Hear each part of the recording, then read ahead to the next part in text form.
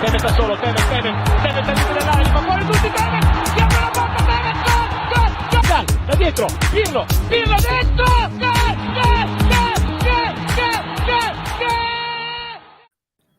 Good morning. Did it. Good morning, Juventini. Welcome to this episode of the All Juve Cast. The gaffer, we think he might be oversleeping today. We're not sure where idea. he is. No, because the gaffer's out. That means that, I'm the captain now. Uh-oh. Right, Joe, give us the conductor whistle. Come on. That's like going from Kelly Shoo. to Sandro as captain. There you go, Will. I can't believe Lou's running Well, this. expect the usual mass chaos that happens when Al's not present. So bear with us. No structure. Yeah. No order. And we're just gonna have some fun. Chaos. That's It's gonna be a good time. First off, some housewarming stuff. Everyone, if you haven't, like and subscribe to the YouTube page. If you're new, tell your friends, your mother, your sister, your brother. Give us a like. Share it on Twitter. Shout outs on Twitter. Appreciate. Follow us on Twitter. Follow us on Instagram. And of course, check out Striped Hearts Apparel. There's some great stuff in Striped Hearts Apparel. Ants with the Trezeguet shirt. That is an absolute beauty.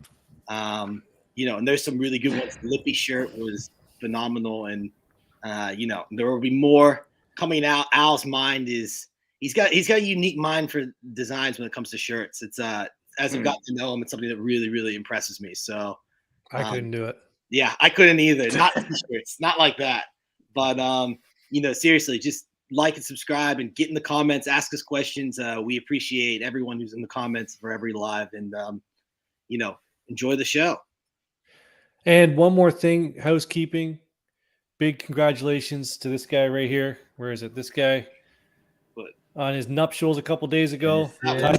Welcome, Omer. Wherever he is. The two guys up here have no idea what you're getting into. I do.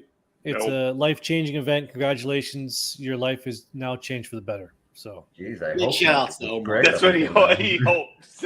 Yeah. Yeah, come on. He looked All right. awesome in that white suit. He did. yeah. That was Yeah. class. True. That With the was white class. runners. Oh, my. I'll He upload looked some classy. photos so everyone can see. All right, so we're gonna get into it. There was a lot of news yesterday. Mhm. It was a quiet week to start, but yesterday just sort of popped off in the evening our time. So the first one I really want to get into, there's a really surprising report about Zakaria. It started with the Morata thing. That Juventus were trying to use him, Rabiot, maybe Moise Kean in a deal for Morata. It started a little debate on Twitter whether Zakaria is someone that could be sold, if you would sell him. And so I kind of want to start to you guys. Is Zakaria a guy that's a hands-off, that we shouldn't be selling, we should be looking to sell? Or is it someone where you're kind of like, well, it really doesn't matter? Tony, I'll start with you. Start with me. Well, the poor thing about this guy is, we got him in January. I thought he, first game, first goal, flying start. And then he got, that weird sort of, if it was the abductor or hip flexor injury, which kept him out for a long time. And how many games do we have in the second half? 18. And then he missed a whole chunk of those. And when he finally got healthy, he was coming off the bench, coming into games. So I don't think we saw the full potential of this player. I thought he was exciting when he was there. And I think a lot of Juventini already, I saw somebody out there saying injury prone. Like, what are we talking about? What are we talking about with this guy? Guilty. What I'll are we explain talking it with about? it. Omar, go ahead. What are your thoughts on this? Yeah, we have to think about what it reflects. Like other players want to come in. We just bought him 6 months ago. We can't use him as a bargaining chip. It's illogical. If you're a young player and you see Juve just selling players, and this is not some youngster. It's a player he has some mileage and the international level and the Bundesliga, which is still one of the top 5 leagues. You can't ship this guy out. I don't think there's any truth to those rumors whatsoever. I think he's here to stay. Definitely not after 6 months. It's just a bad look for the club. What did we pay for him? $5 million. 5. Some 5 or 6 mil, yeah. Oh, okay. Well, Yeah. Joe, go ahead. What are your thoughts on Zakaria? So just agreeing with these two, I think it would be a bad look to sell him in general. But yeah, sure. I bet you we've already amortized his transfer value, so it's not like we'd be losing anything in terms of if we did in fact sell him. But I think from from a purely sporting sense of the game, it's not a bad. It's a bad move. You're just selling him after 6 months. It's not great, and I think that he still has a lot to offer. We never really got to see everything that he could do, so I would keep him. Yeah, I mean, I do agree with all you guys. It's a really good point that all three of you made. It's a bad look to buy a player in January and then sell him in the summer, right? I do think the Zakaria thing, like the injury-prone thing, to be fair, has kind of followed him around since he was in the Bundesliga. So I don't think that's an unnecessarily fair tag. I do think we need to see more of him. I agree with that. Like, it's not one of those things where I'd be like, hey, like he has to go. I think that one of the interesting things about the rumors, it seems we kind of have been talking about this since Dybala was, axed. Everyone is on the chopping block except for, one or three players, like I think maybe like, Bonucci, De Ligt, Vlahovic, and Chiesa are the four that, can't go anywhere. But, I think it's just one of those things where it just proves again that, if a player can be moved, if we can make money off of them, if it lets us get someone else, I think that everyone's fair game. Yeah, but what's that look like? What's the look, right? You bring in a player in January to fill a hole, to fill a need, and then you ship them off in the next transfer window. How does that look for other players that you're trying to bring in? Other players you're trying to bring in, you look like you're making your players look like commodities, right? You're not trying to build anything. So it's a bad look. I it's agree. Definitely a bad look. I think it's very unlikely, but I also think it shows like kind of how desperate they are to sell in that position, right? Like it's rumored by a couple of reporters that Max Allegri, and this will come into my next question, which this is a question that I'm so happy to bring up, but it's been rumored that Max Allegri wants to keep Rabiot, but Fabrizio Romano comes out yesterday and says that Juventus has him on the transfer list. Like to me, that kind of shows a desperate club, right? So my next question to you guys, and we all know my answer, so I'm just gonna hand it off. We're skipping it. Yeah, is that something that you would do? Would you sell Rabiot in the summer? Is that something that we're on board for? Do you want to keep him? Omer, I'll start with you on that one. No, absolutely sell him. Which is also why I don't get the Zakaria rumors, because like Arthur and Rabiot seems like they're out the door based on what they're saying or their agents are saying. I don't know. It's just a weird type of news because it was a slow news week. I feel like they're just including everyone in the mix to show that no one is safe. And once again, those injury prone stuff, like isn't everyone injury prone today? Like everyone who plays at a top level, on all fronts. Yeah. I feel like everyone is just injury prone. So it's unfair to Zakaria after one injury to call him injury prone. In Italy, it's a different league and everything. And Rabiot has proved that he's not injury prone. He's also proved that he's not good enough to. No, Alberto. All right, Joe. So definitely sell. Next. Tony, you could go last because I know what your answer is. So. Sell Rabiot, yeah, totally. Just get rid of him. The one good thing that he has going for him, like Omer said, is that he's not injury prone. Like he played pretty much every single game that Allegri put him in. Every single one. And he did his job. That's about it. But this midfield needs a lot more than what he can give. So he showed up for work. Half the battle. And then he clocked out. So that's also it's his last year. It's his last year of his contract. Like next year, we just lose him for free. So since we're also in the last year of Sandro's contract, I'm wondering why they just can't get rid of him either. But it probably has something to do. They both have enormous wages. So I think the Sandro thing is you're looking at a player who's older. He's on the down spurt of his career, right? To pay for that, even if it's 4 or 5 mil versus a free transfer. I don't know why a club would do it. But Anthony, what's your thoughts on the Rabiot thing? Okay, shows up to work, stays healthy. He is really the only one in our midfield that I think we can, well, except for McKennie, but he is worth something on the block. I can see why Allegri would want to keep him because he was reliable, meaning be it that he was available to play. So his reliability is, up there in Allegri's eyes.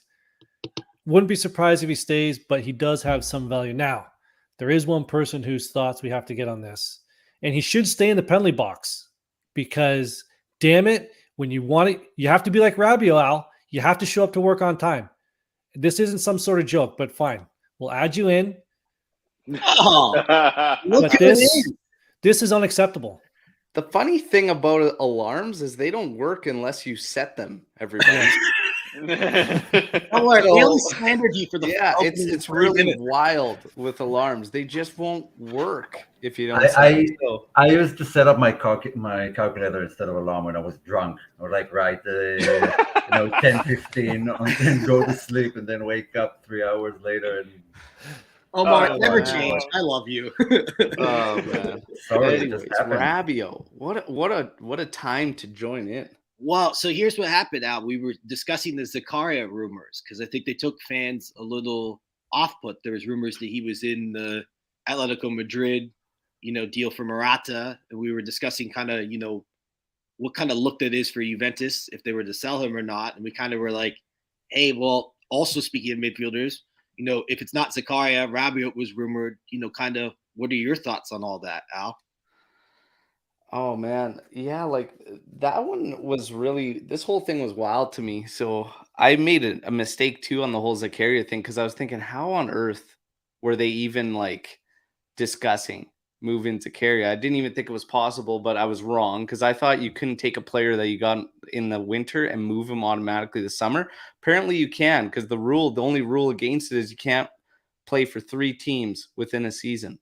So they could have moved it. It's a little disheartening to hear them actually. And the other thing we don't know about is we don't know if Atletico was the one that first mentioned Zakaria's name and Juventus said, okay, well, no, and ended it there, or if Juventus was actually the one that put forth Zakaria's name, right? So the way it was put out on the headlines was that Juventus offered Keane, another player, and Zakaria, tried to use one of those 3 players in a deal to keep Morata here. Rabiot. That's disheartening to hear. I don't want to see us lose Zakaria. Now, since I did that daily update, I've heard everything about Zakaria from Juventini. I've heard some that say he's absolutely nothing, like let him go, whatever. But I think there's more to it there. And whenever I think of good midfields, there's that balance and there's that difference between characteristics amongst them. And I think Zakaria's got some qualities we actually need. I actually find our team a little bit soft. I don't mind the way Zakaria plays, and he's just good enough technically. Rabiot's interesting. This one's really, really interesting. Any way you slice it, you can't have that guy making 7 million. You just can't. If you look across the board at the players and what you're giving them and what they produce, being there, always staying fit, and his game is it's good. It hasn't been good for what we've needed out of the midfield, and that's why he gets absolutely destroyed and roasted by Juventini, because he can't contribute the goals. That's not his game. We all laughed when Max was, all these rumors are out, Max is going to get 10 goals out of Rabiot. He wants 10 goals out of Rabiot. It ain't happening, man. Like, it's not happening. Is that Rabiot's fault or is that Juve's issue? Yeah. You know what I mean? So it's like we're killing this guy because everybody wants him to be something he just isn't. But what he is, it's okay, and it has a spot on a team. But it ain't have a spot on a team for 7 million. I'm sorry. It just doesn't. It just doesn't. So would you extend him? Would you extend his contract if you got it down to like 2.5 million a year? Hell yeah. I bet you 2.5 for 2.5. You're not getting anything, man. I'd extend. Hang on, one at a time. For $2.5 million a year, would you sign Rabiot for another 3 years? For 2.5, I would extend. For 2.5, I see no problems. Seven? I don't even That's not think the twice question. about selling the guy if an offer comes in. 2.5. As the king of Rabiot slander, you'd never get that far down. That's Exactly. It's Yeah. it's His just one of mother those wouldn't things that's allow never it. going to happen. he won't Never make- going to happen. he What I won't do anything find less about than this whole 5. interesting about this whole Rabiot thing is we got to start keeping tabs on old Romeo, everybody. Romeo Agresti, because there is like a clear line there on his colleagues and himself and what they're saying with the whole Rabiot situation. And this is one of like a handful in short period of time here where Romeo's kind of on the opposite end, and he never really got docked points for the whole Dybala thing. And I think we got to start keeping tabs on Mr. Romeo. Joe and I had a little bit of a argument there and a little debate in the group chat, but I think we got to keep tabs on these guys. Do you think? Definitely. Al, since you introduced the Romeo question, do you think that maybe just journalists in general find this club a little unpredictable? Because it feels like we were saying earlier before you joined it feels like anyone could be on the chopping block, except for like maybe 3 or 4 players, right? You know, Bonucci's not going anywhere, Chiesa's not going anywhere, De Ligt's not going anywhere, Vlahovic isn't going anywhere. But everyone else feels like they're on the chopping block. Do you think that's what's kind of the chaos with journalists? I wouldn't put De Ligt on that list. Oh, yeah. Well, I think for this year he's on the list. So can you put up the Dale's had a comment here above Luca. Yep. About Rabiot. Can you put it up? About Rabiot? Yeah, hang on, let me look it up here. About Max struggling to get 10 goals out of Vlahovic? Yeah. No. Not that one. I had it the previous one. Oh, yeah, sorry. this one. Look, it's not like these guys are stupid. I don't think Allegri is stupid, and neither is Deschamps. But France won the World Cup without Rabiot in the starting lineup. Since then, they haven't been going on. No, it hasn't been such a clear road for them. They got eliminated by Switzerland in the Euros. They're losing and drawing left, right, and center with everyone. The teams they're beating are like Kosovo and San Marino and teams like that. And it's actually since then that Rabiot started playing regularly for France. And you could have already seen it in the Euros that his mom got into fights in the stands with the parents of Mbappe and stuff. And this guy is weird. He doesn't make teams better. Matuidi, which we used to slander a whole lot of times, did a better job for France and for Juve. So I don't think Deschamps is stupid, but there is something going on backstage with his mom and with him. He is a hard worker. I understand why managers appreciate that, but he doesn't make teams better. I'm sorry. I don't know if I'm going to put France's downfall to one guy. No, and that guy it's being not Rabiot. the one guy. No, it's not the one guy. They have I'm their gonna put faults. that on him, Al. Lou will. Yes, fair, Lou. I know you will. Yeah, I don't know. It's just getting back to the journalist thing. The journalist thing. That's this was the thing. Joe and I got into it.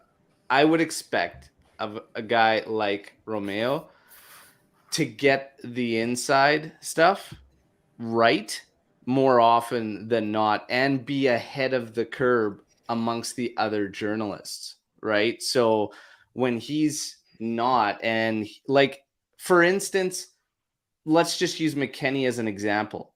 I would expect him to have an inkling or at least know something and say, hey, man, like something about like a Bundesliga or whatever at the time when he came from Schalke, like they're looking at, he was amongst all the others having absolutely zero idea. And this is the guy that's supposed to be the guru for Juve. So in the grand scheme of things, is he an insider or is he a journalist? Because those are two completely different things. But Paulo Nomolo is an insider.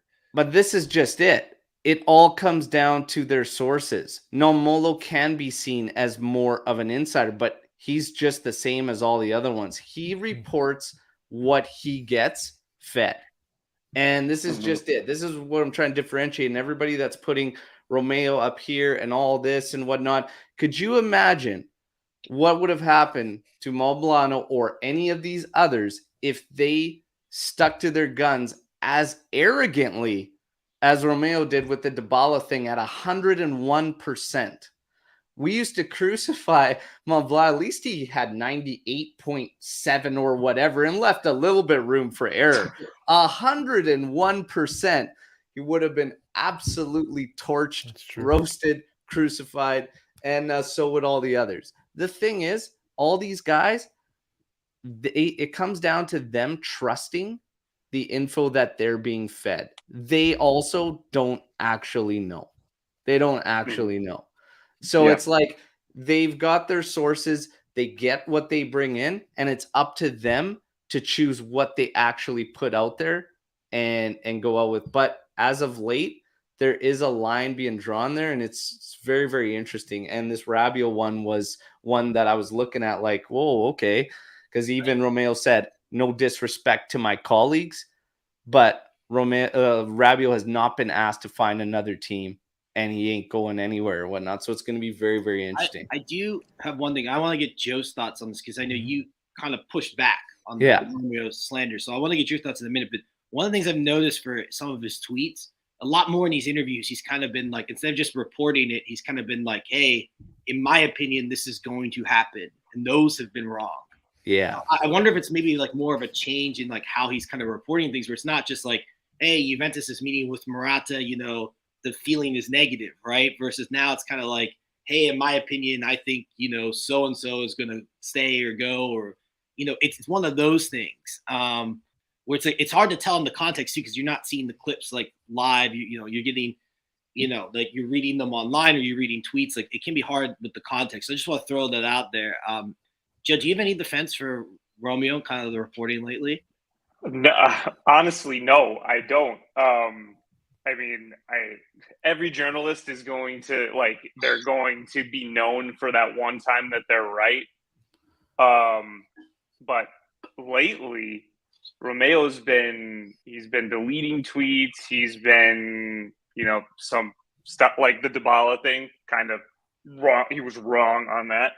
And I think Al is right that, other journalists would probably get crucified for that, but Romeo seems to, have this bubble around him, which I think I think part of it is just because that, he is so ingrained into the Juventus community that, he has that certain level of defense.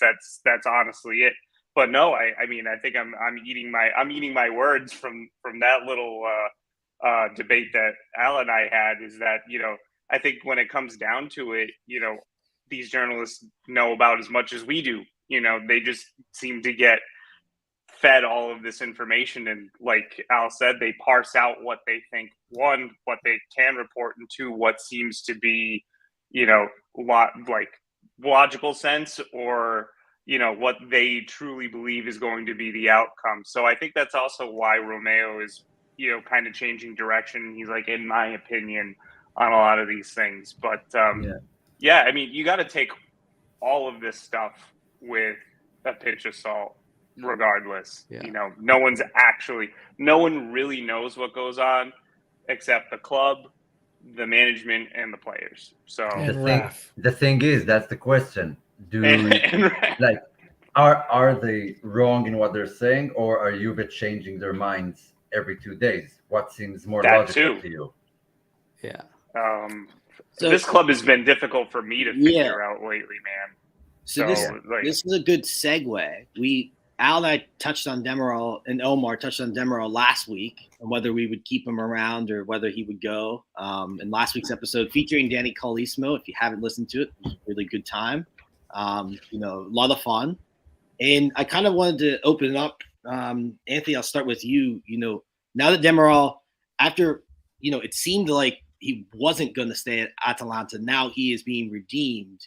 I assume that means, there's a couple of reports last night that they're probably going to sell him off to, a Prem club for what I would assume is more.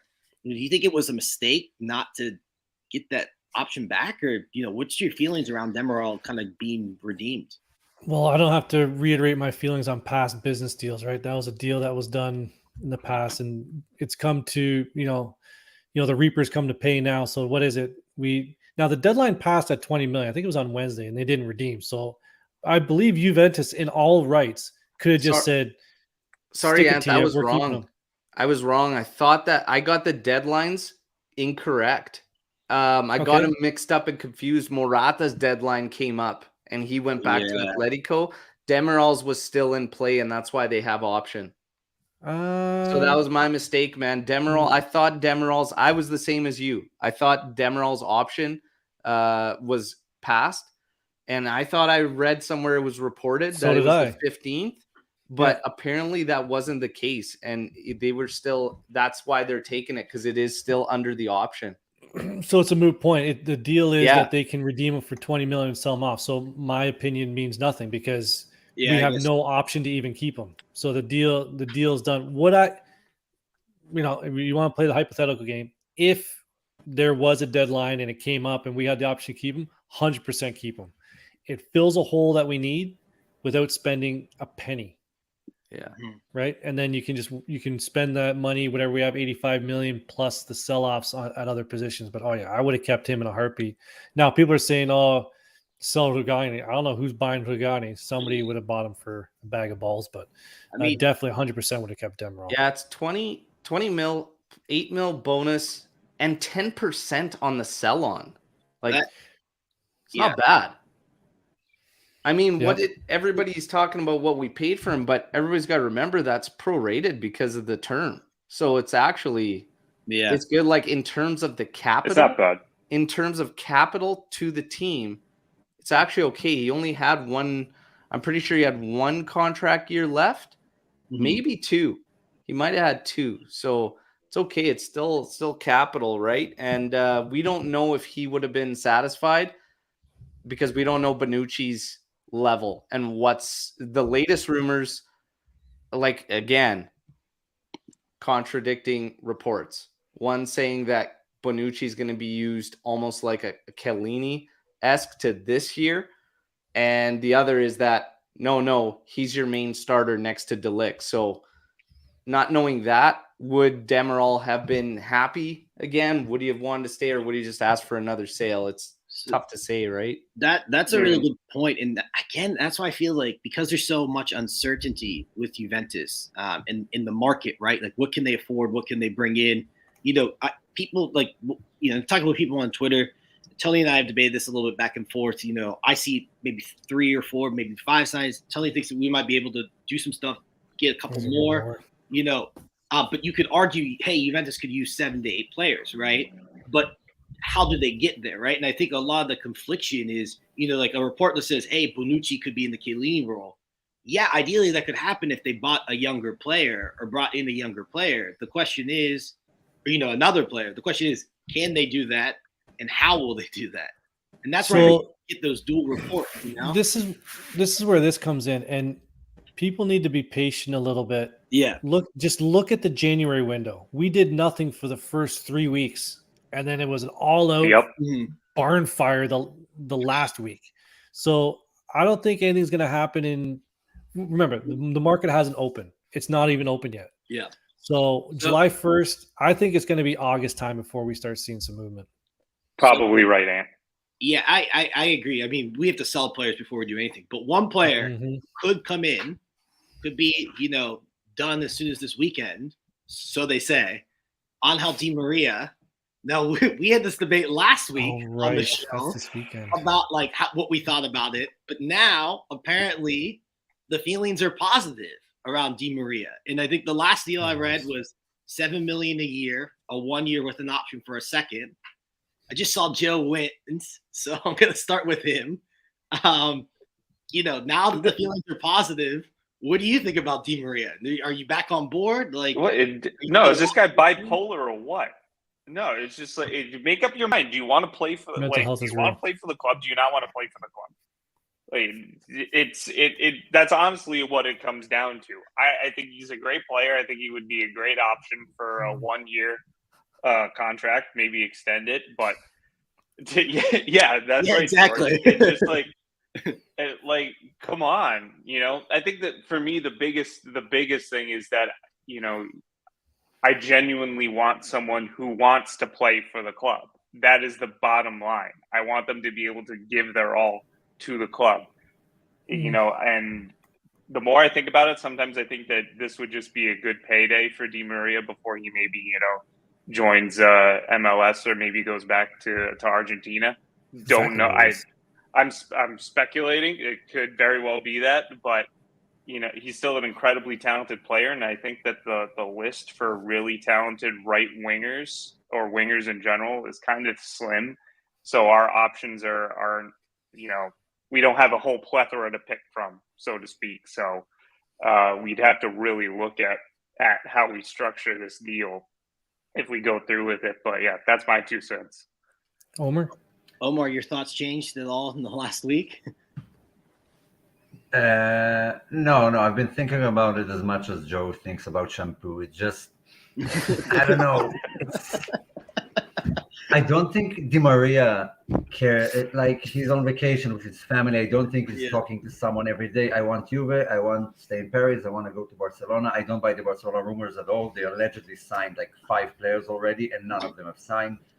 And so they are not talking about Di Maria for 6-7 million. No way. Now, he has never done anything in his career to show that he's not a professional and not giving his all, no matter where he's playing. So I'm not concerned. Of course, we're just a stopgap before he goes back to Argentina or retires, which is fine because I know he's going to provide what we want from him. And that's about it. I think it'll go back from vacation. There's still tons of time in the market, and evaluate whatever he had. But I don't think someone is talking to him every day and he changes his mind on a daily basis. It's more likely that the reports are just unfounded. And that's my 2 cents. Listen, when these guys are on vacation, they're on vacation. They turn into fat pigs. They sit on the beach and they shut their phones off. That's exactly what I would do, but I got to work. Like I got property tax. And they take Instagram photos.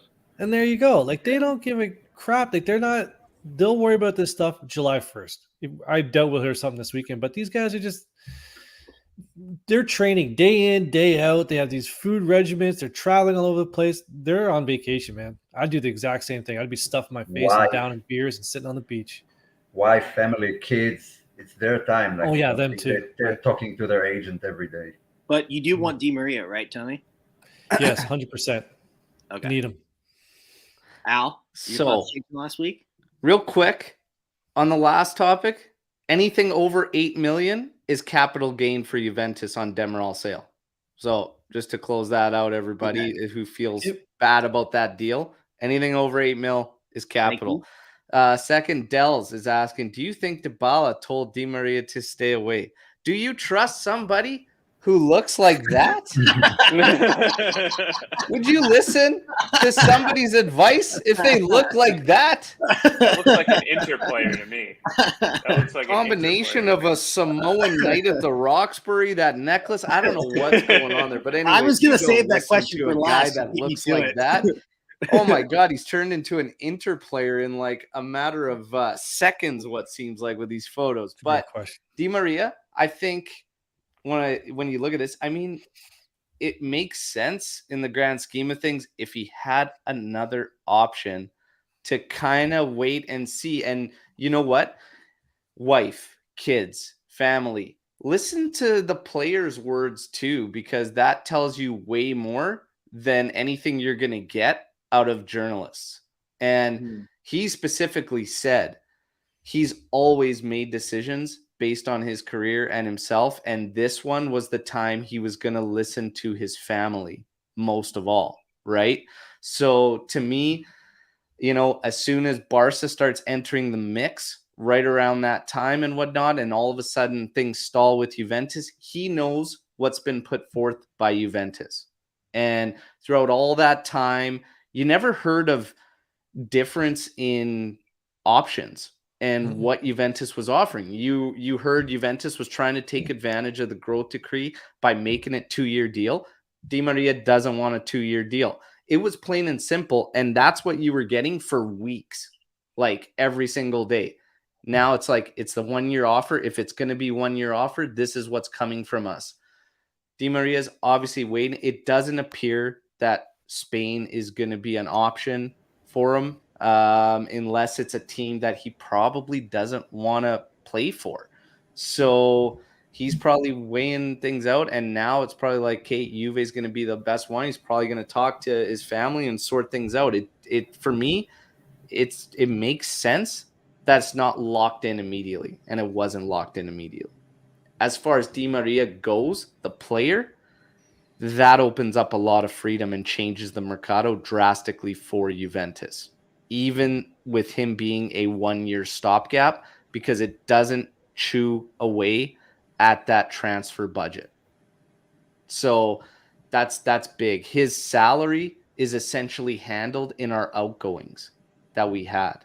Okay. Mm-hmm. So while it was crappy that guys like Berna were making the money they were, it also helps now because these deals, the Pogba, the Di Maria, like they're handled. They're handled in those outgoings. But now, if Di Maria does not come, this was my problem with a guy like Berardi. Statistically, yes, he's worth the money that they're asking. Is he worth the money for Juventus to drop half of their transfer budget right now in this window? Absolutely not. Absolutely not. So the Di Maria thing is a big, big swing for Juve in this Mercato. And if we get that yes this weekend, game on for the rest of the Mercato and what Juve could actually do. So it's a big one. And it needs to be said that Nonmolo said more than once that he's 100% Juve player, and the reports always drift away from that and go back to positive again. So right now I'm sticking with what Nonmolo said, and if he's that certain, I'm taking his word for it. Yeah. That's really good points all around. I think for me, like Di Maria, it's simple. Like you guys said, like, you know, he's free. He opens up the door for the rest of the Mercato, and he's useful. People only look at Di Maria and they go, oh, he's a right winger. He can play in the midfield too. Like he's kind of a utility player. You can use him in a few different roles, right? He played on the left for Real Madrid a lot. Yeah, he played on the left. Like there's a lot of stuff that he can offer. And listen, stopgap thing, I only see him here for a year. I mean, the option's nice. It's nice that it's there. It's, you know, kind of like a, you know, favor to a great player. Hey, if you want it, you can take it. But I don't think he will. I mean, I don't think that's going to happen. I think he's here for a year and then he leaves, and Juventus hopefully can buy a long-term solution. But like you said, like if you look at like what we're linked with instead, David Neres, Berardi, I mean, those guys, you know, they weren't going to give us what Di Maria was going to give us, and for, you know, more money. I think it's as simple as that. Go on. Okay, so Di Maria on the free, and I'll fire this one around the horn here. Do we still? And we're getting close to. Let's just say we'll fast forward a little bit to August. We're getting close to the end of the window. Do we pull the trigger on? Would you guys be okay with pulling the trigger on Kostic for 15 and Berardi / Zaniolo for 40? So there's 65 million. You're getting close to the end of the window. You're like, okay, we're not really spending it on anything else. We got Di Maria, we got Pogba in both free. Kostic, Berardi / Zaniolo.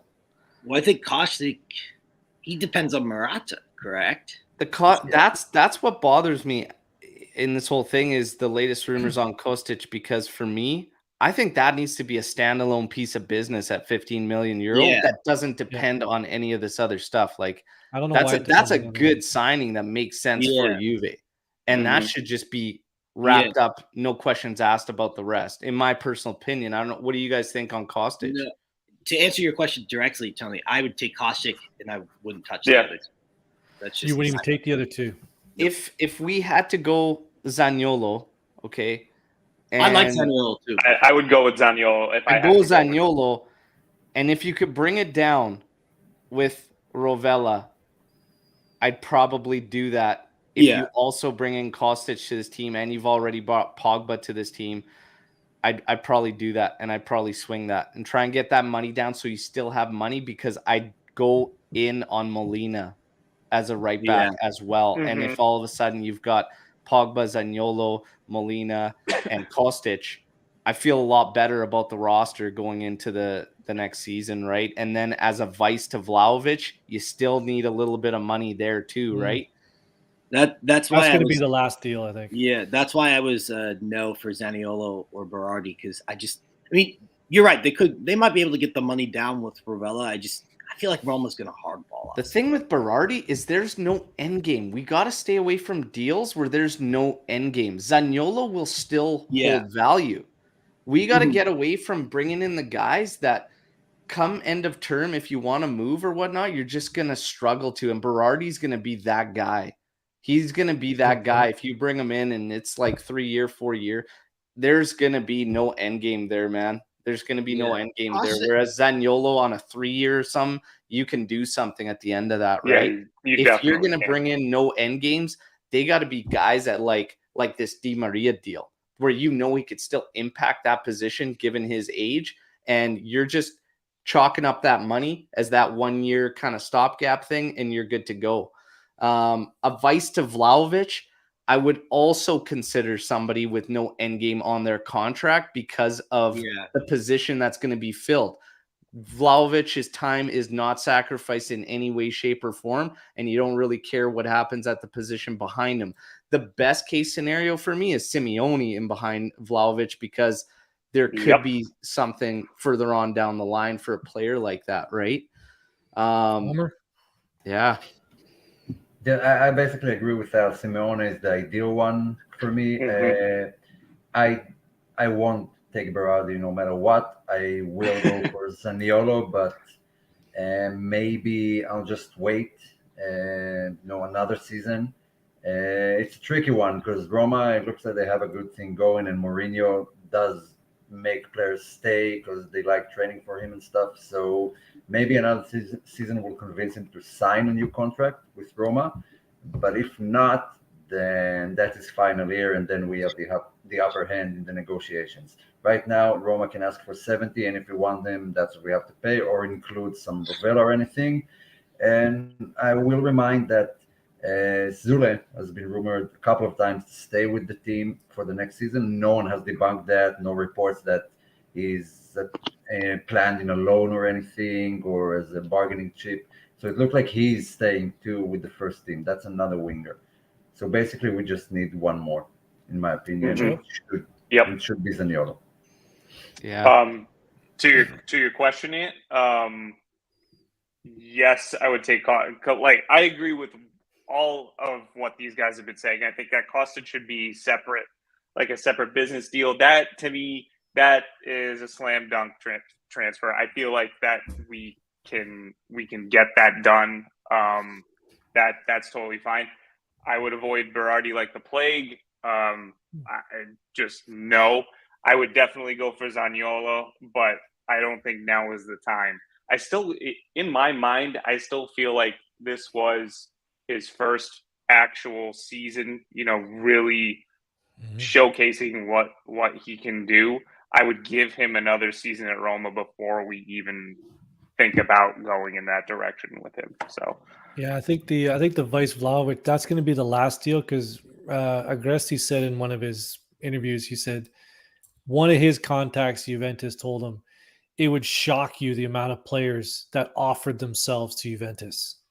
And which goes to my point a couple of shows ago where I said someone was saying, we're talking to 64 players. I bet you we're talking to 128 players. It's going to be there's a lot of holes to fill, and I think there's a lot of players out there that's saying, man, I could fill that spot. That's a big club. I can go there. So yeah, I think so. Lou, I think I'm still going to disagree with you, big guy. I think this is going to be a busy summer, but the action is not going to happen until August. Well, yeah. I mean, listen, I hope July. So. I hope I'm wrong. Yeah. I hope I'm wrong. I don't know. I think outgoings are dependent on that. And that's gonna be tough.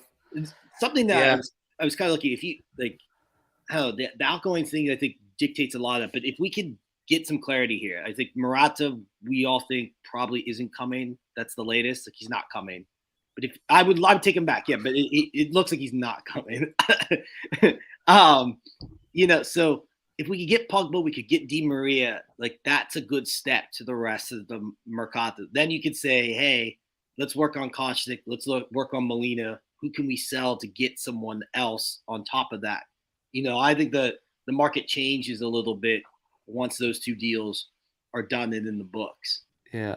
Get your Storm the Barn questions in, everybody. Sorry, Al. We're going to start saving some of these questions here. I know we got some good ones. So ask your questions. If we don't address it, we're going to be tagging them here. We're going to do a quick Storm the Barn question segment at the end. Sorry, Al, go ahead. No, all good. And reminder, like the video, everybody. If you're new, subscribe to the channel as well. Now, Simeone has to be a starter, right? So we talked about this when the links first came up too. Yeah. And I just think it's different if he's going to get the opportunity at a club like Juventus, because there's being a starter, and then there's all of a sudden how many of the bigger clubs are going after Simeone. I haven't heard any links to other big teams. So all of a sudden it's that weight that he's got to weigh out the options of, okay, starter at this club or a vice to Vlahovic at this club. So it's interesting. I think he would probably take an opportunity at Juventus, even if it was like a vice Vlahovic role. But again, who knows, right? But Simeone would be the pick there. I want to know if you guys got into yet the center, because we started getting about decisions that have to be made. You get a lot of Koulibaly talk here. I think Koulibaly's out of the question. Again, when we talk about players and their words as opposed to the journalists and the reports or whatnot, Koulibaly has specifically said, like, quote unquote, I will not accept anything from Juventus. Like, I don't think it was quite those words, but it was pretty damn close. It was pretty damn close to I will not accept any offer from Juventus. Now, of course, if he were to change now, the Napoli fans would just explode, and Napoli would choose not to create 17 kits attributed to Koulibaly as they have Maradona. But I just don't see Koulibaly as an option as everybody throws him out. I don't think he's even in play for Juve, and it's been logged by a lot of journalists. There have been no discussions at all whatsoever. It was literally like an idea that had come up, and it's like Koulibaly's name, but has there been anything further? Absolutely not from club. So I don't even think Koulibaly's an option. Do you guys feel good enough with the center backs if it is reported that Juve is okay going into this season with De Ligt, Bonucci, Gatti, and Rugani? No. Joe's a no on that one. De Ligt, Rugani. It's a no for me as well. But the hard part is like, who's the guy that they bring in? That's who's the guy that leaves? I think they need 5. I mean, that's just my personal opinion. Everyone's all hot and bothered about Gatti. Like, let's pump the brakes on this kid for a second here. He was he was good in City of B, but like he had one good game against England. Joe would have a good game against England at center back. Let's just calm down a little bit. Listen, we've done the 4 center back thing, and what happens every year is at January, someone gets hurt. Bonucci gets run into the ground. I feel attacked by Ants right now. Yeah, and then they leave Rugani and whoever to kind of deal with the mess, and then everyone blames De Ligt for all the errors. So I'd like to see a 5th. I think Gatti could be really good. I'm with Al. Like, I really like Gatti. But I don't want to say that, like, he's going to rotate with Bonucci every week already. No. Like, I don't want to put that on him, right? Like, I want that guy to breathe and, like, come in and, like, us to have, like, a fresh feeling for him, right? Let him develop. Yes. But I've seen a comment here that said that he is untouchable. Do you agree? Do you think he is untouchable? Gatti is untouchable? No, right he's not untouchable. I don't think Gatti with this management. I haven't. It's tough. It's tough with the Serie B game. There are a lot of Juventini like B1897 that feel that strongly about Gatti, and maybe they've watched the Serie B games and whatnot. And I tell you, from the England game, you could see the tools. Everything's there. Everything's there. Is he still green? Absolutely, as expected. Yeah. But there was a level of calm there in that England match. And I mean, for Christ's sake, he played next to a Cherby. And that's a good point. We've seen guys that have been playing Serie A play next to a Cherby that looked awful for the Azzurri. He did not. And he looked calm. I think there is something more there to take an untouchable status, though. I think that's tough to say right now because it would really depend on what the option is. Like, what are we talking about in terms of the option? If it is this swap, if it was Gatti, you can bring in Koulibaly, say you had to throw a little cash in there or whatnot. Do you guys make that move? Let's just take this move right on the spot. Say Koulibaly did become an option. He would accept an offer from Juve. Would you make that swap? Yes. Yeah. Yes. Yeah. Yeah. I would make that swap. Yes. Koulibaly I would is a make beast. that Can't swap. deny that. Absolutely. He's one You of know, the best defenders on the planet. Can Yeah. I just say something about the Serie B thing? Like, I get what people and totally what you're saying about Serie B, the Serie A, massive jump, right? There's no denying that. But like some of these guys, like, and it's a few, but if Gatti has that potential, right? You could see that there's talent there that just needs fine tuning. If that fine tuning, it might not be as big as maybe we think. I just think in terms of like, pressure, injuries, things like that. Like, I worry with 4 center backs. What if something happens to De Ligt? What if something happens to Gatti? And then we only have 3. Yeah. That's what really, really worries me about only having 4 center backs is something goes wrong, then we're in the same position we were before. But it is a really good point that, to say, hey, Mancini's calling him up. I mean, they say the same thing about Marco Verratti. He was really good. Yeah. Lucci long time in Serie B. I think the question has to be not only in this swap, but going into next season, how strong do you feel about Bonucci being the guy next to De Ligt?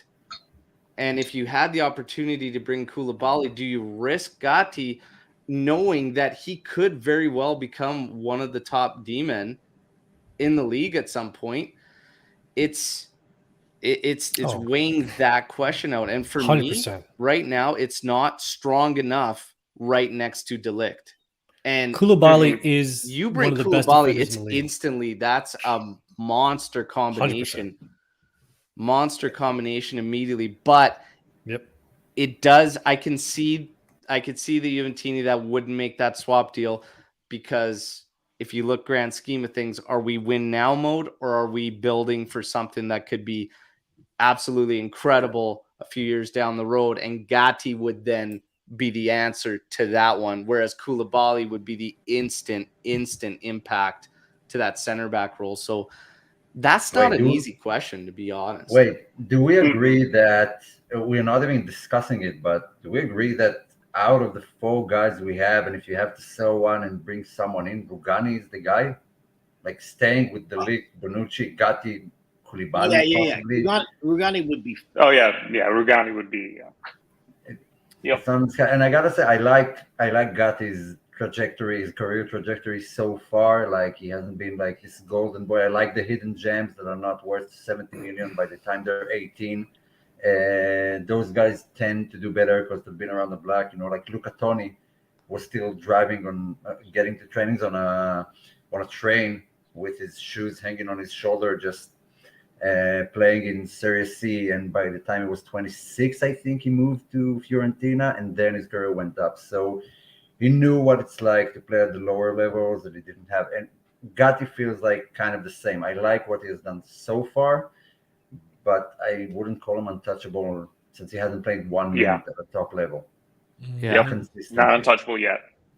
The other kicker is very, very interesting. I mean, De Ligt's future could be up in the air next summer. So that's another one. Obviously, we'll have a good chunk of change in terms of finances when that does happen, if in fact it does happen. But Gatti, that might be another feather in his cap, so to speak, to keep Gatti around and whatnot. I don't know. Like, my preference would be to find an alternative that's not super expensive if we can swing it and still bring in a center back. But it's not the be all end all in terms of priority. Even if we don't feel as confident with that center back group, it still doesn't take priority for me over natural wingers and boosting that midfield, to be honest. So because we have Danilo. Fullbacks, man. fine, And yeah. I think fullbacks, fullbacks is for more God's And sake. fullbacks. Those are We still all, need another left those are back. all higher priority for me than the center back situation, regardless. Hey, this is really interesting. I saw this week. It's kind of been put under the rug a little bit. We talked about in the chat. Real quick, there was a report, I think it was from Romeo, but it might have been from someone else, saying that there is a scenario where Juventus don't do anything at left back. Pellegrini stays, Sandro stays, De Sciglio stays there. Now, I know it sounds awful, but if the people we're linked with, right, they're not really the greatest names either. I mean, like, we're linked with a lot of players that are either going to other clubs or Emerson, right? So if is there a better option? And, you know, like, I don't even know how to ask this. Is there a better option? And with the names linked to us, do any of those really, like, convince you long-term to sell someone, hey, like Pellegrini, and, you know, bring someone in?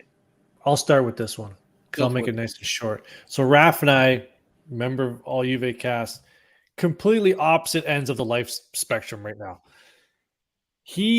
And this is maybe why he and I kind of go at it a little bit. There are people out there that are like, Juventus, do something now. Fix this spot. Well, who the hell do you want to get? Give me names. Lou, perfect question. Who are the names you want to put at left back? Molina, probably can't get him. Or like, let's go the other way, center backs. Give me Bremer. Never linked to us. He's going to Inter. Koulibaly, bring him in. Can't get him. Napoli's going to charge you 200 million euros.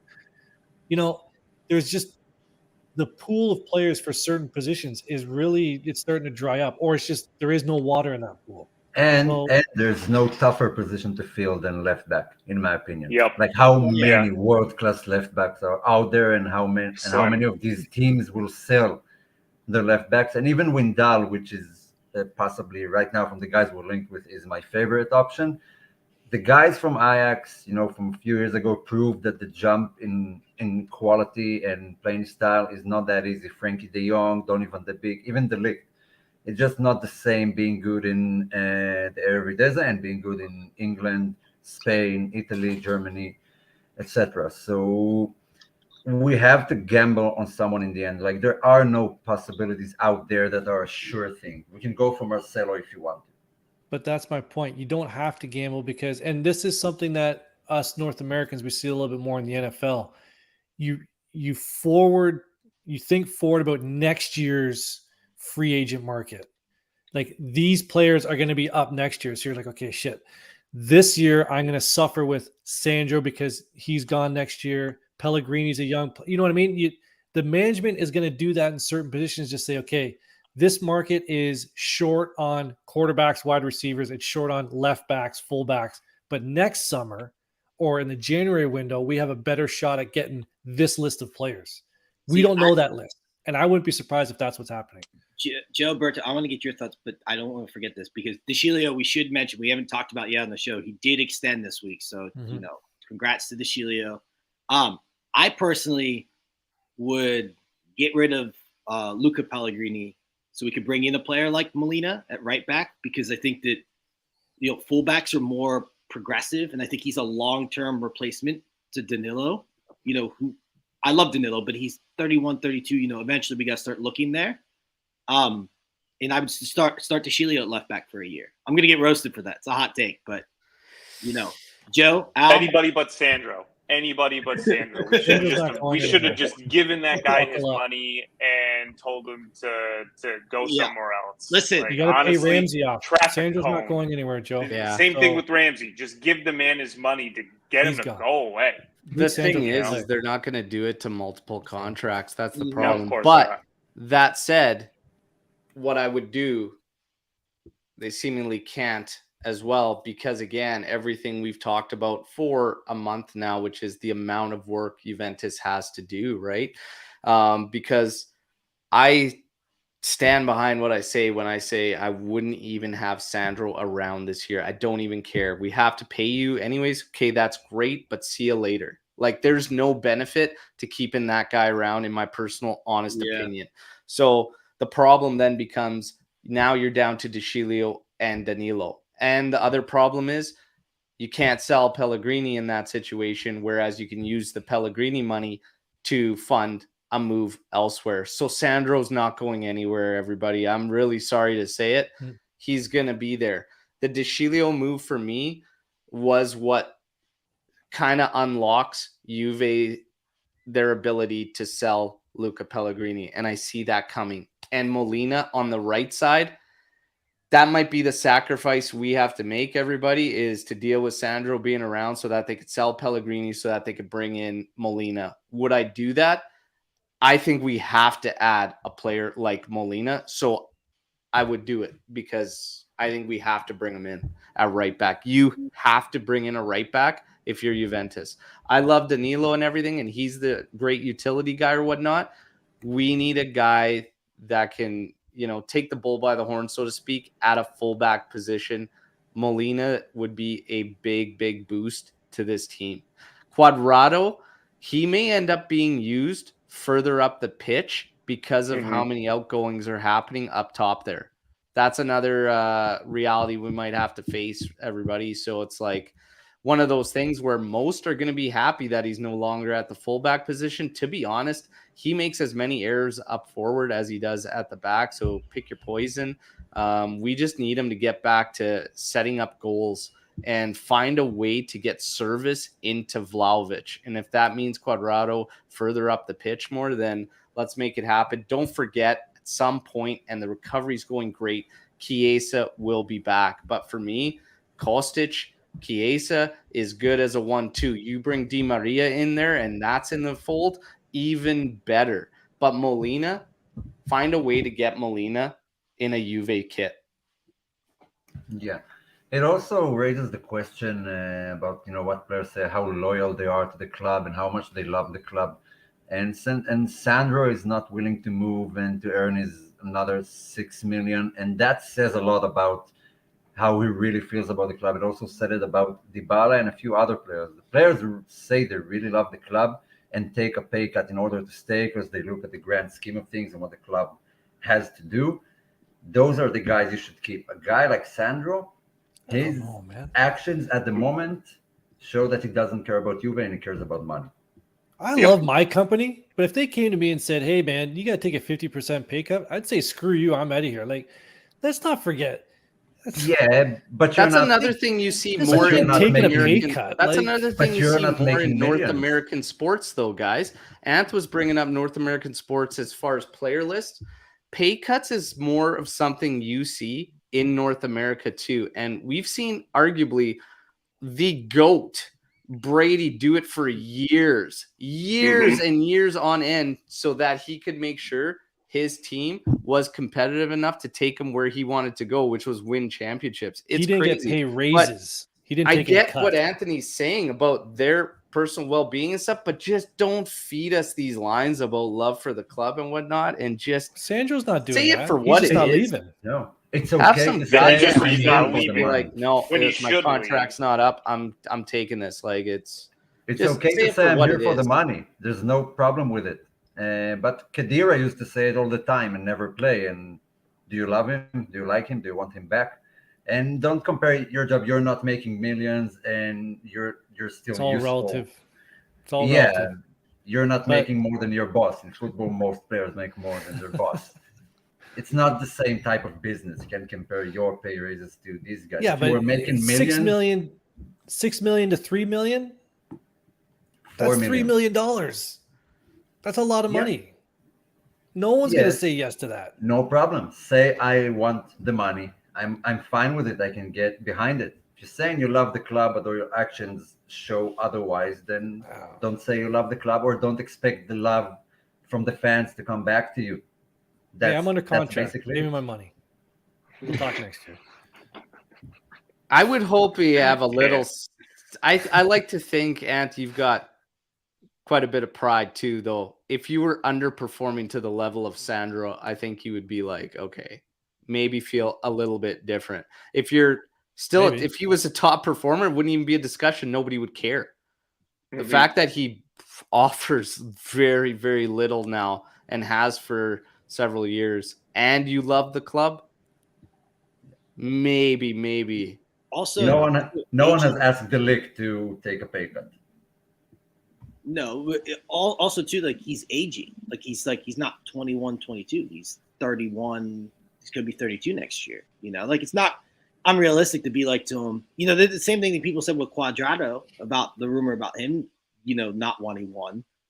And fans crucified him for that. It's okay. Antonio Conte's coming back and he's going to kick Sandro right out the door and say, I don't care. We'll pay you. Oh, no. I was going to ask, we should touch on this. What is everyone's quick thoughts on Conte maybe having a good relationship? It did catch me off guard. I don't know if I no. technically still believe it. I just can't see Agnelli and Conte. I can't see it. I can't see it. That well's poisoned. Yeah. I cannot see it. Do you guys think, this is my popular opinion, big conspiracy out there, Juventus was a little off-put by the PSG thing and kind of might have been like, hey, Romeo, tell everyone that tell one of his contacts, hey, we're good with Conte, just so you know, because he's always unsettled wherever he is, just to kind of push back where it's like, well, we have other options. Do you think it's a logistics thing? I don't know. I love it. Honestly, I would love to see Conte back. I'm sorry, you will lack everything that Conte provides for his teams at the moment. Let's say this. Should Max, he's going to get a shorter leash next season. Let's say there's not significant improvement into next season. Juventus decides, okay, we're going to pull the plug, whatnot. Is it Conte or is there somebody else that you would go for in that scenario? If somebody says Pirlo, I'm deleting the show. I'm deleting it. No, I don't think any manager that's sort of available provides what Conte guarantees you. Yeah. Klopp is out of the question, Pep is out of the question. All the top tier managers are locked in. There's only one. There's only one you can bring in. Yeah, it's Zidane. No, Zidane. That he would be the other guy. Zidane to me is he's like Allegro or Ancelotti. You give him a finished team, he fixes it. Exactly. The only guy you can bring in is Landucci. That is true, Tony. He will save us. We need to get the storm. We need to get the storm in the barn. If we're talking rebuilds, there can be nobody else in question. If we're still in flux after this season or during this season, we can't figure it out and they want to make a shift, Conte is without a doubt the guy. Yeah. I thought you were saying halfway through the season. If it's halfway through the season, it's only Landucci. That's it. Yeah. At the end of the season, it's also only Landucci. I guess my answer is the same back. for both. Landucci. I'm deleting this show. Jesus Christ. No, I think, you can't question this guy anymore. It's funny. After a couple times, it's like, okay, yeah, Conte, whatever, this, that, and that. Now it's like team after team after team and instant stimulus. It's like, is this Lex? You can't doubt the guy anymore as far as what he does and impacts with the team. Is this Lex's burner here? No. Tottenham were 9. Some still just have that feeling there. It is. Aldo, that's a wild take, buddy, but it's interesting. Hey, all the That's bold. Yeah. That's very bold. Al, we got to get the storm the barn. Storm the barn. Let's do it. All right. I want to see a couple. Off with a couple we saw back here. Everybody get yours in there now. One of them was the Conte thing that we got into. It was one that came to us from Ernesto on the daily videos, and he goes, I'm sure you guys will talk about Conte, but there it is. Sure you are, Aldo. Sure. I'm not Lex, I promise. Let's get to can Keane play the Manzu role from a few years back? Absolutely not. Look. No. Nope. No. Sorry. Don't ever disrespect the 17, bub. All right? No. Yes, I'll be different. No, he obviously can't. That's a I was gonna wait for you trying to fucking pull that one off, Omer. No way. I gotta say I'm pretty sad for him because everyone was hoping he wouldn't take the Balotelli route, but it seems like he kind of does at the moment. Arnautovic as a vice to Vlahovic.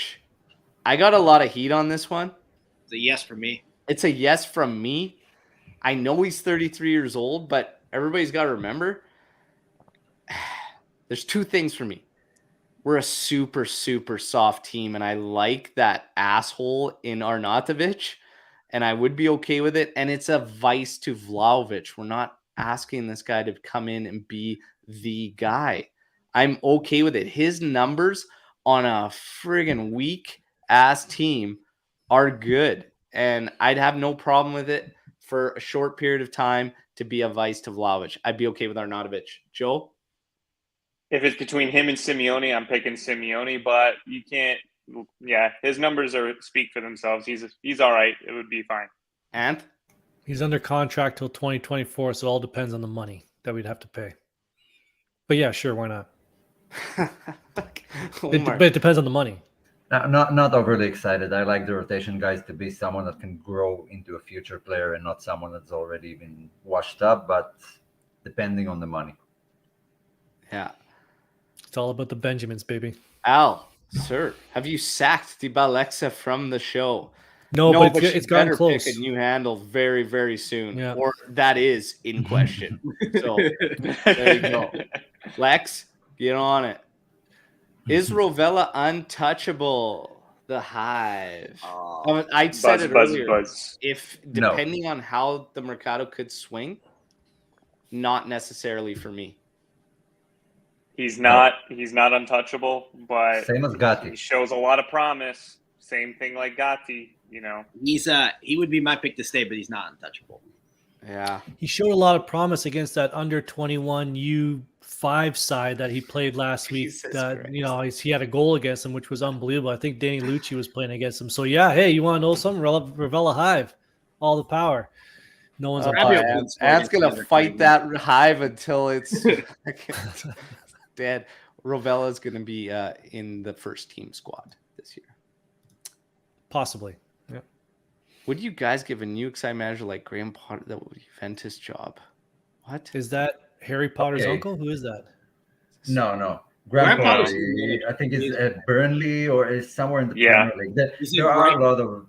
There are a lot of good managers in the Premier League. I'll give him that. Not the top ones. Hasenhüttl would be my choice if you want to go down that route, Ralph Hasenhüttl. But aside from that, no. He has just no. Do you guys think Juve's going to get off the Italian coach train in the next with the next manager or in the next little bit here? Lou says yeah. Next little bit, sure, yeah. It'll be Zidane in the future. I know this. Italian managers and Italian football have fallen a little bit behind. And I think for Serie A to catch up, they got to go foreign. Yeah, the last one was Deschamps, and he might be the next one. Either him or Zidane. Yeah. I'm so with Lou Fagioli all the way here from Dan. And to be honest, I think Fagioli and Moretti are going to be the ones with the first squad. I think that they will too. It's already being rumored Moretti's going to be in and out between U23 and the first team squad. I think a loan would be ideal for Moretti, to be honest. Solid minutes as Serie A squad rather than staying with us being rotational. I think it'd be good for him. Rovella and Fagioli instantly with his team. That's a good boost. Can I give a shout out to one youth player that gets no talk amongst those three? Is Ranocchia. Ranocchia had a really good year this year. Well, Lecce's looking at him, and it's interesting because Mirko brought up the Lecce Juve axis that's being formed on these guys, right? Yeah, because they picked up Frabotta. They're looking at Dragusin and Ranocchia as well. This is good for us. Helps us in terms of minutes for these guys, and Lecce gets players that can fill their roster. Yeah. So that's good. That's exactly what you have to do. So, yeah, Ranocchia is going to be one to keep eyes on for sure. Would you sacrifice Weston to get an instant world-class player like DePaul, for example? Ooh. Sacrifice Weston if it means bringing in DePaul, yes or no? Joe? Sorry to my fellow countrymen, yes. Omer? Yeah, probably, yeah. It's logical. Sorry, go ahead, Omer. No, it's just logical. This is a solid business. Yeah. And It all depends on the puzzle. Al, you say it all the time. It's a big puzzle this summer. How the puzzle pieces fit. If the management can convince me that that's the piece of the puzzle that has to be done to finish it off, I'd say do it. Lou, I like Weston McKennie, but I think we all do. Yeah, it's just. I look at it this way: like if Rabiot and Zakaria aren't going anywhere, if Fajoli's staying, you have that like replacement for McKennie off the bench. And I don't see him starting in the midfield with Pogba and Locatelli. I think there's not enough balance there. I think I would do this. I think some of Weston's shortcomings are exactly what DePaul has. But Weston has some things DePaul doesn't in terms of energy and some of the tenacity you need in the middle of the pitch. But overall, this is kind of an interesting one that should be on the Storm and Barn too. I don't know if you guys got to it, but it was interesting because you saw it floating around there, and it's been a question we've asked for a while now. Is Pogba enough? Pogba, Locatelli, Zakaria, Pogba, Locatelli, McKennie. Is that enough in the middle of the pitch? May have to be. It's if Lou's right, it may have to be for this season. Yeah. It's not. It's not, but we'll have to run with it. Some of the players can still improve. Like a lot of them are not a finished product. Here's my thing. Good point. Pogba, Locatelli, and Zakaria, for those that say it isn't enough. For me, it absolutely can be enough because it depends what happens around them. All the best midfields have that variance and have that balance and have that shift. So this could work also in a manner that Max would never use it. But a defensive midfielder with the two guys that can support the offense on either side. And Zakaria plays that way nationally. Omer and I have talked about that all the time, but he's never going to do that. He always wants that deep line playmaker and controller there. It can still work in that fashion too, because what would then have to happen, you would definitely want to bring Molina in because if you're going to have Pogba on the left, that helps the left side. Then you have your winger there and whatnot, and you have a strong side there. Locatelli, no question. I have a lot of faith in Locatelli, especially his defensive attributes, which don't get talked about a lot. Right side, if it's going to be Zakaria, you got to have a bomber of a fullback on that side to help out there. And, of course, as a winger, if we go 4-3-3, that absolutely could be enough. And when you change Zakaria with, say, McKennie, you've got a good mix of a player there between defensive and offensive contributions. So it could be enough. I've seen midfields that were said they aren't going to be enough, and they were, with names that people were like, oh my God, what are they doing with this midfield? And they get the job done. It all matters about the pieces around them. Game in, game out this year, you could tell what side of our field would suffer. And nothing changes no matter the names you bring in. We talked about DePaul. Okay, that's great. That would be a solid midfield. Would it be strong enough, though? Not on its own, because you lose some things with DePaul that McKennie gives you. And same with Zakaria. DePaul can't do everything that those guys do. He would be better on the offensive side of things, but as a whole, it all matters about the pieces around him. You have to get it right across the lineup. Last year, we were so unbalanced. That's what we have to fix this year. I think just real quick, I think that like it's enough to compete in Italy. I think in Europe, it's not good enough. And I think like Zakaria, I think is a really good player, but I don't have enough faith that he'll be healthy for the whole year. And that's not just based on his Juventus track. That goes back to his, previous club career. It's been something that's followed him around a little bit. And I think Juventus need a distinct third player long term. It might be able to get us over the hump this year, but I think like long term for bigger aspirations. And I got into it with IFTV who posted the question a little bit. We had like a good debate about it, and they kind of basically like, hey, if you want to go for the bigger competitions, you want to compete on all three fronts, I think you need a third midfield. And I kind of agree with that. I think that they need long term a distinct third. They won't get it this summer, so it doesn't really matter anyway. But And I long like bigger picture. And I prefer players that, on the bench and on the field that are not exactly the same. I like players that give you different things. Like if you need them, and McKennie is sort of that type of player. Even if he's not a starter, he's a player you can bring in when you need goals. And Zakaria is the kind of guy you can bring in when you go into a defensive shell. And that's the type of players I like. And the poll kind of shifts between the two most of the time, which is fine. But if he's injured or you need some attacking power, you need a McKennie in your on your bench. So that's why I'm not all that hyped about it, but I can see why it's logical to make that move. Yeah. B1897, Zakaria shows real potential season. We will not talk about midfield problems anymore. He's right. Kind of see that. Last one. Do you think Arthur Zaniolo swap deal is good? Hell yeah. Yeah. Oh, it would be amazing. All day, Who wouldn't every take day, that? twice on Sunday. I'd even add Lou in there to get that deal done. I'd add myself in there to get that deal done. I don't know if I go that far. Sweet Listen, Lucifer. hey, this is Sorry, a Lou. question. The Arthur thing, everyone just kind of assumes that he's going to get sold, but people don't remember. Nomalo literally was like, "Oh yeah, like the one club that was interested in him can't afford him anymore." So Yeah. Kind of We'll banking on see. Arsenal. He's pushing for the Kind of, exit though too. banking on So Arsenal. Yeah. it's gonna be tough. It's gonna be where the tough. hell's We'll see what Leonardo happens. when we need him? Take I him, think that Right? I think that wraps it up, everybody. I'll let you guys close it off. Hell of a week. Wifey's birthday yesterday. Omar got married. Omar, you feel any different? You feel like is there like a weight on your chest now? Or are you okay? I pulled every muscle in my legs. So I know the feeling. I can barely walk. But not yet. It's been like a day and a half since I got married. Don't feel different, but I guess I Give it might. time. Yeah, I'll give it Give it a bit of time. There you go. Great show, everybody, from when I joined.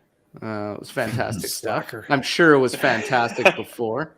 Guys have been great in the live. Again, reminder, like the video, subscribe to the channel if you haven't already, share the content. Let's keep growing the AJC army. You guys are fantastic. I've got a ton of messages for Los Angeles. It is going down. It is happening. There's going to be a meetup. There's going to be something mixed in with some of the fan clubs that are out there, Juve SoCal especially. And it's going to be a good time. So just reach out through Twitter and whatnot, and you'll find out as it gets closer what the meetups are. And of course, I'll have some swag with me too from Striped Hearts and everything. Check them out, stripedheartsapparel.com.